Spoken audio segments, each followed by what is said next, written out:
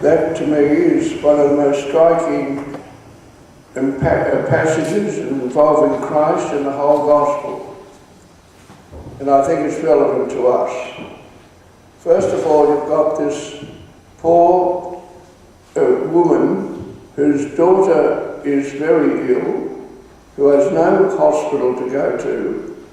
We don't know whether she has a husband with her or not. We presume he stayed home to look after the girl. She was a woman that was driven by a great love for her child and a great trust in somehow that this wonder worker she'd heard of, this Lord of Israel, would help her. And so she lives in a land which the Jews considered godless and sinful, called the land of Canaan. She's an outsider. She was an outcast. She had nothing going for her except her trust in Christ. And I would hope that every woman in this church could empathise with her at that particular stage in her life, because at times all of us feel desperate and we don't really know what's happening and where we're to turn. And as for the men, I hope every man here feels ashamed of the treatment that those men around Jesus forwarded to that woman. They were in their comfort zone, yes, where the members of Christ's church were with him, and they formed a little circle to stop her breaking through. They were like some priests and bishops who just don't listen to their people and form just a self-focused circle of meetings and talkings, but without, as the Pope says, smelling their sheep. And this is a classic case in the time of Christ. And so they said, send her away, Lord, send her away. She's shouting after us, she's disturbing our comfort. Get rid of this blooming woman. And he doesn't. And she keeps shouting, please have mercy on me, help me. And as for Jesus himself, it's amazing to me. He's made a move forward in his understanding of what his role is. Because when she gets to him, she said, Lord, help me, my daughter's sick. And the gospel says, and he answered her not a word. Didn't say a word to her. This is Jesus, the loving one who's come to help us all. Well, admittedly, in that culture, women weren't terribly important, but you think he'd say a few words, but he doesn't. He says, I've come to the lost sheep of the house of Israel. In other words, you're Canaanite. You're not in my program, my campaign program. And of course, she doesn't back off. What a woman. She just kept going. I don't care, she said. And he said, look, do you think I'm going to give you the food of the household to the dogs? He brought it down to the level of a dog. This is Christ. And she said, but even that she was a courageous woman, smart too.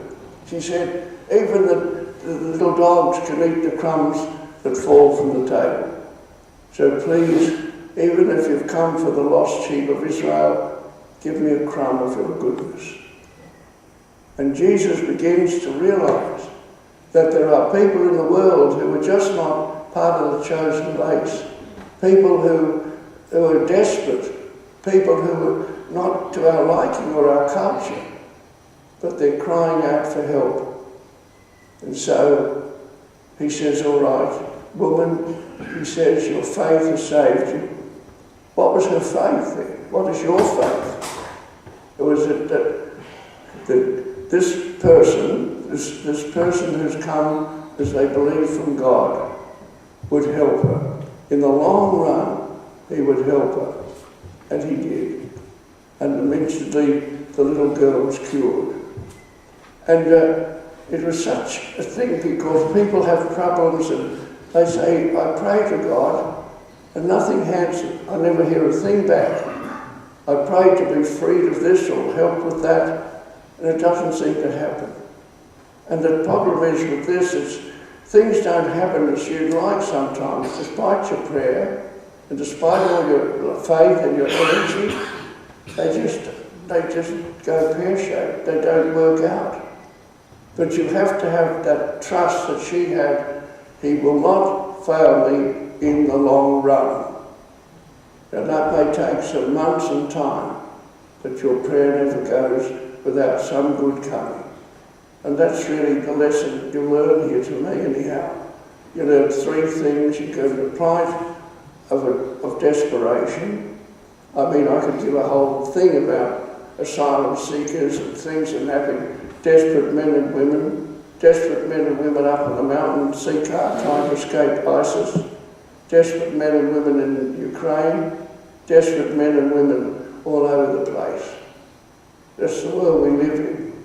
The only thing we've got, our compass point, is a trust that you've demonstrated today by coming here, a faith, a belief that God's in your life, that Christ loves you, that He's part of it, and He accompanies you on your journey.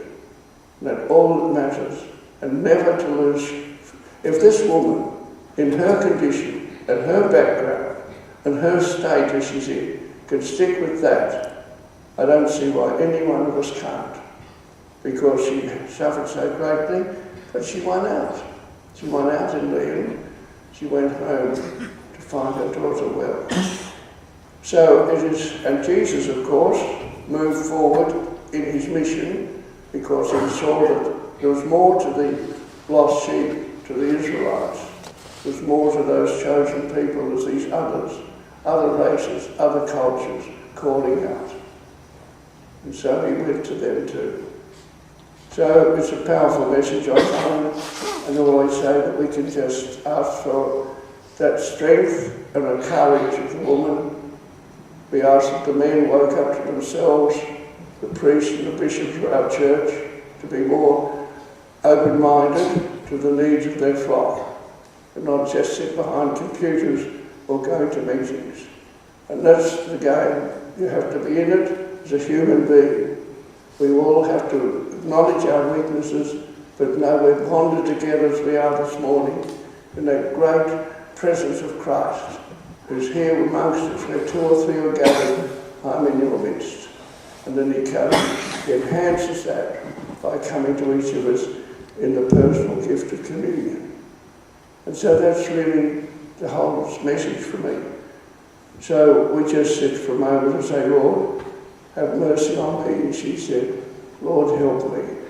Strengthen me in my faith. Give me courage to meet the upsets that happen. And give me that undying hope that you'll never abandon me.